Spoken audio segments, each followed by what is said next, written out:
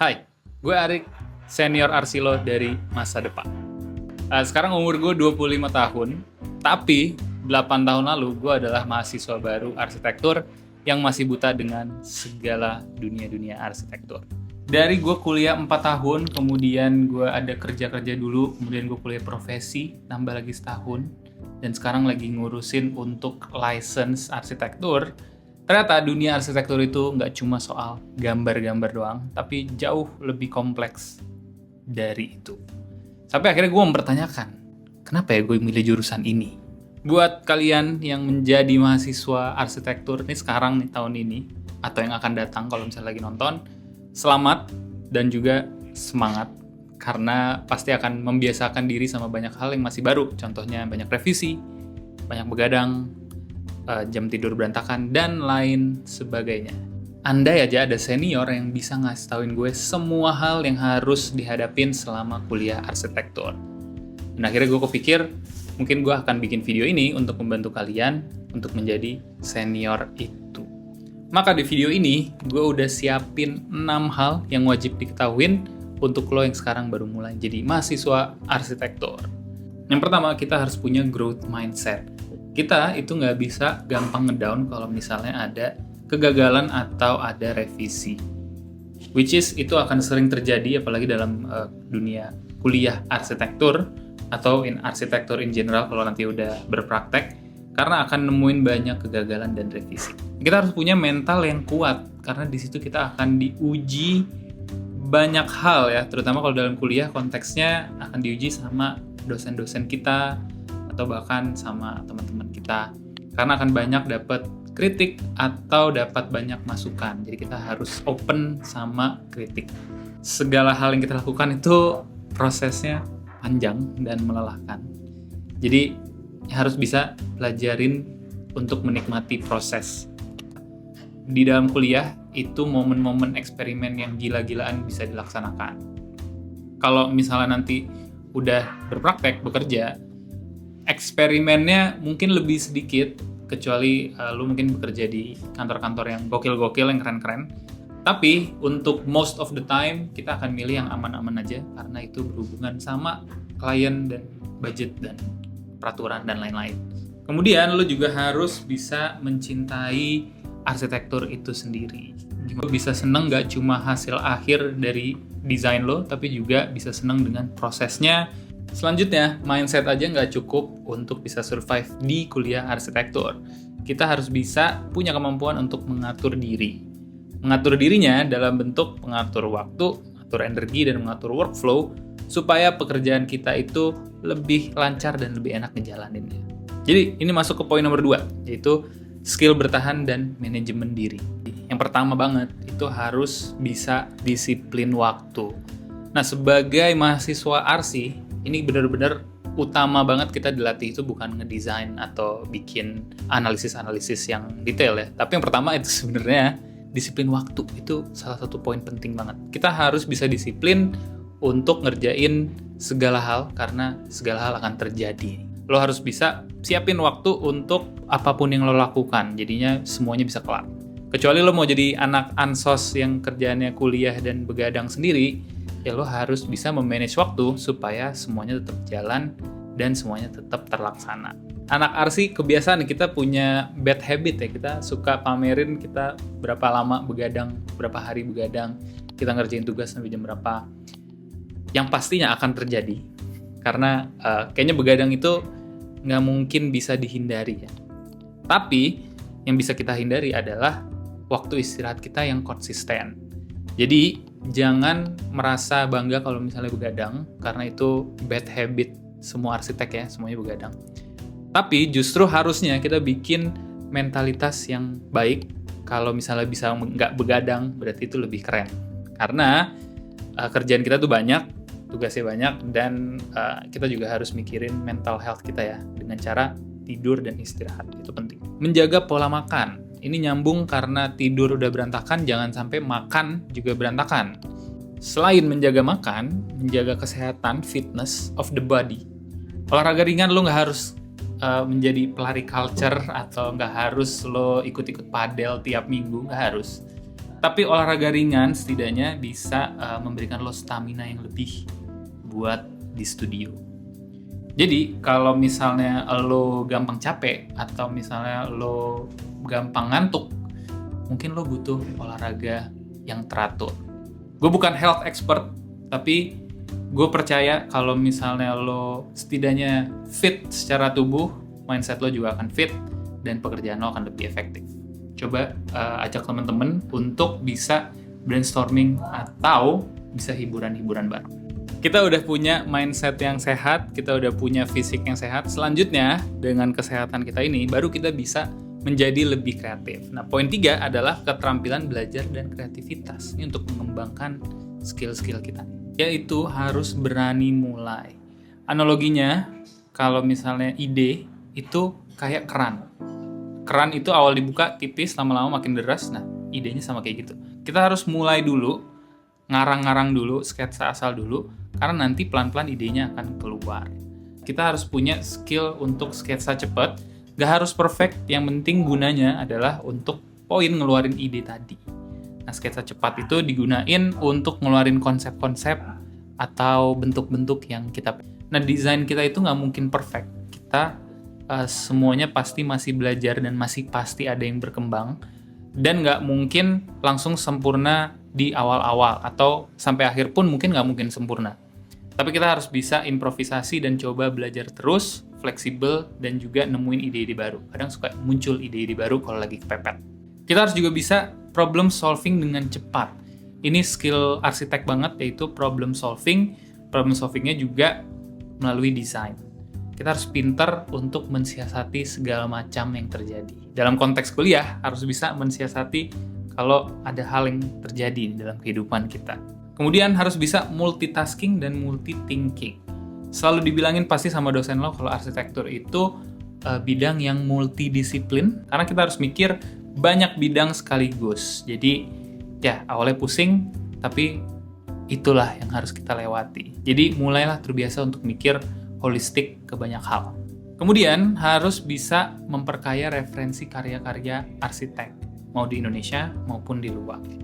Nah, tujuannya supaya kita punya referensi. Nah, referensi-referensi ini akan kita ATM, amati tiru modifikasi. Kita harus memperbanyak buku dan literatur.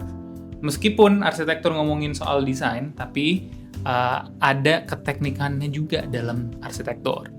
Jadi jangan dikit-dikit langsung ke software, jangan langsung nuangin ide di software, tuangin dulu di sketch. Nah, software itu adalah alat bantu kita untuk bisa menggambar lebih cepat. Nah, dalam arsitektur, kita nggak cuma ngebahas soal desain atau kreativitas, tapi sebenarnya ini juga soal interaksi dengan manusia. Interaksinya dalam hal yang kita desain, yang udah jadi, maupun interaksi sama orang yang akan ngelihat desain kita. Dalam konteksnya, ini kita ngedesain untuk orang lain, jadi orang lain juga harus bisa ngerti dan mahamin apa yang kita desain. Jadi kita masuk ke poin nomor 4, yaitu keterampilan sosial dan relasi. Dalam konteks akademik, dosen itu sebagai mentor iya, tapi juga sebagai klien juga. Nah, kita harus tahu dia pengen mengarahkan kita untuk belajarnya kemana. Jadi, diskusi supaya kita bisa tahu apa yang dia pikirin dan pengalamannya seperti apa. Explore dan asistensi secara berkala, jangan cuma karena tuntutan tugas untuk asistensi, tapi beneran pengen cari tahu dan belajar. Jadi dapat bimbingannya juga jelas dari asdosnya. Next, ini poin yang penting banget tapi jarang dibahas dalam arsitektur, yaitu kemampuan public speaking. Biasanya ada aja teman kita atau bahkan kita sendiri yang desainnya biasa-biasa aja, tapi jago ngomong. Jadi, ketika ngejelasin konsepnya, ngejelasin desainnya, kenapa begini, kenapa begitu, itu lancar dan benar. Dibanding yang desainnya wah banget, tapi juga nggak bisa dijelasin pas lagi presentasi. Nah, itu percuma kalau misalnya punya ide hebat, tapi nggak bisa disampaikan. Kita harus bisa kompetitif secara sehat untuk mendorong karya kita menjadi lebih baik. Ingat, di dalam studio, ngerjain project yang sama, tapi desainnya itu semua beda-beda. Jadi tetap berkompetisi untuk menciptakan yang terbaik, tapi jangan pelit juga untuk saling sharing. Karena in the end of the day, desainnya juga beda-beda tiap orang. Kita tetap nggak bisa hidup sendiri, jadi kita harus menjalin relasi dalam kampus ya, sesama perjuangan kita nih di arsitektur. Sama senior kita harus bisa coba belajar, coba diskusi, coba menjalin hubungan juga dengan cara ikut organisasi atau misalnya ketemu atau ngobrol-ngobrol bareng. Tapi juga kita harus keep in touch dengan junior untuk saling membantu juga. Jangan dilupain juga relasi lintas jurusan, teman-teman jurusan lain juga harus bisa dijalankan. Banyak yang kemis biasanya anak-anak arsi tuh jarang nongkrong sama jurusan lain karena udah sibuk sendiri. Temenan sama yang anak arsi berguna kalau di studio doang, tapi temenan sama jurusan lain itu calon-calon klien lo di masa depan. Jadi lo orang ingat kalau misalnya lo, oh anak arsi nih, temen gue yang ini anak arsi. Jadi membantu banget. Kemudian aktif di organisasi dan juga di komunitas, jangan ansos-ansos banget. Sebagai mahasiswa arsi, kita harus bisa bermanfaat juga, entah untuk masyarakat atau buat komunitas dengan cara ikut organisasi atau komunitas. Bisa ngelatih hal-hal di atas juga, public speaking, manajemen waktu, dan lain-lain. Selain kemampuan buat komunikasi dan kolaborasi, tapi kemampuan untuk diri sendiri, mengorganize segala hal yang terjadi dalam hidup, itu juga penting banget buat mahasiswa arsi. Apalagi dengan kehektikan kita berkuliah ya. Jadi ini masuk ke poin nomor 5, yaitu organizing skill. Supaya nggak hektik sendiri. Contoh yang pertamanya, itu gue juga pelajarin banget pas lagi kuliah, yaitu punya file management yang bagus. Nah, file management yang bagus ini pentingnya kenapa? Ketika kita butuhin file tersebut, itu gampang dicarinya dan nggak hilang. Karena nanti kita akan ngerjainnya tuh filenya banyak, dokumennya banyak, apalagi nanti kalau udah bekerja, berpraktek, itu folder-foldernya luar biasa banyak dan kolaborasi dengan banyak stakeholders. Arsip file-file yang lama, gambar-gambar yang lama, kertas-kertas yang lama, supaya bisa dimanfaatkan di kemudian hari. Contohnya dalam kuliah, nanti misalnya kalian butuh buat bikin konsep, misalnya. Nah, konsep ini membutuhkan file lama, transformasi bentuk, misalnya. Nah, biasanya anak-anak arsi kuliah mau bikin konsep transformasi bentuk, ntar ngada-ngada tuh transformasinya. Sebenarnya udah jadi, terus mundur ke belakang. Karena lupa prosesnya kayak gimana. Tapi dengan file management yang bagus, lo jadi nggak pusing. Dan amit-amit nih kalau misalnya digital ya, amit-amit laptop lo rusak, lo punya backup-nya. Itu yang paling penting, karena sering kejadian. Kemudian, mengatur budget. Nah, mengatur budget ini berlaku untuk sebagian besar, kecuali lo nih nggak mikirin budget sama sekali. Realitanya, kuliah arsitektur itu sebenarnya mahal dengan expenses yang hidden. Kita harus beli gambar lagi tiap bulan, pelan-pelan nanti kita harus beli bahan maket lagi tiap bulan, ngeprint gambar-gambar kita, ada hal-hal yang rusak harus diperbaikin, laptop, alat-alat yang hilang, dan segala macam. Nah itu pelan-pelan nanti akan nambah tuh expensesnya. Jangan lo udah stres dengan ngerjain tugas, tapi lo stres karena di akhir bulan gak punya duit dan makannya cuma Indomie doang. Hal yang terpenting, dan ini bisa menjadi hal utama untuk menjadi semangat lo tetap lanjut, adalah lo harus ingat motivasi awal lo kenapa masuk kuliah arsitektur. Tapi gimana caranya kita tetap konsisten, maju terus? Nah ini adalah tentang poin nomor 6, motivasi jangka panjang, konsistensi. Nah konsistensi itu sendiri, gue pengen analogikan seperti lari. Mumpung lari lagi hits nih sekarang ya. Nggak harus jadi pelari culture ya. Ini dipahaminnya kayak lari, maraton versus sprint. Nah, kuliah arsi itu bayangin aja kayak maraton yang maraton Promax. Ada ultramaraton. Jadi perjalanan tuh sangat-sangat panjang. Prosesnya juga sangat-sangat panjang. Belajarnya juga sangat-sangat panjang. Dan juga eksplorasi, eksperimen, revisi, belajar, dan mencari pengalamannya itu juga proses yang sangat-sangat panjang. Poinnya adalah ini perjalanan panjangnya. Yang penting tuh nyampe finishnya. Bukan siapa yang lebih cepat kelar, siapa yang lebih cepat jago, siapa yang lebih cepat bisa ngelarin sesuatu. Tapi konsistensi itu yang penting untuk mencapai si garis finish. Nah ini poin-poinnya yang poin-poin gue sebelumnya udah jelaskan. Poin-poinnya dari disiplin, harus bisa punya mental yang kuat, punya fisik yang sehat. Nah itu semua dibutuhkan supaya bisa menciptakan konsistensi belajar yang baik.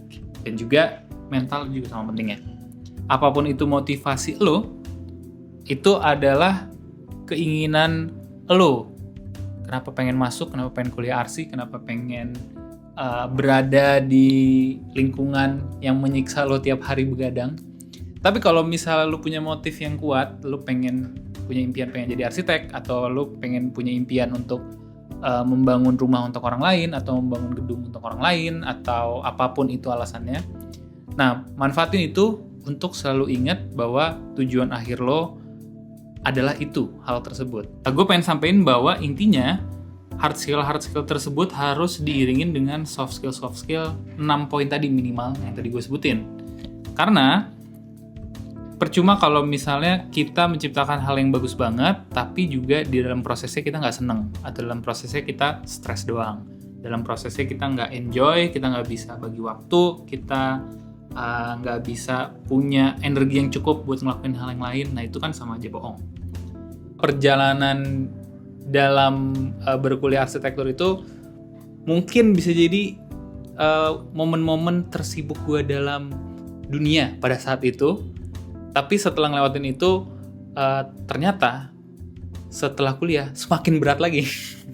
Tapi intinya akhirnya belajar dari kuliah kalau prosesnya itu seperti itu, dan harus berjuang dan konsisten tadilah yang dibutuhkan untuk bisa maju terus. Sampai sekarang pun juga gue masih belajar, udah ngelewatin profesi lagi, udah ngelewatin beberapa project, ada yang dibangun, ada yang gak jadi dibangun. Aku masih berproses juga, dan ya gue pengen sharing hal-hal ini supaya bisa membantu kalian aja. Siapa tahu bisa membantu kalian punya mindset yang baik dan fisik yang oke untuk memulai perjalanan berarsitektur kalian. Disclaimer juga, belum tentu tepat, belum tentu benar dengan apapun yang kalian jalanin, tapi setidaknya ada bayangan sedikit tentang bagaimana kuliah arsitektur itu, setidaknya dari gue. Boleh sharing di comments, ceritain apa aja yang lo keluh kesahkan, pengalamannya kayak gimana, apa yang lo rasain, seberapa hektik lo, atau udah berapa lama lo nggak tidur, begadang, ngerjain tugas. Share di kolom komentar, sharing, supaya ada teman-teman online nih, teman-teman Arsi online. Gue Arik, senior Arsi dari masa depan, pamit undur diri. Semangat. Sebelum lo cabut dari video ini, jangan lupa subscribe sekarang. Pencet.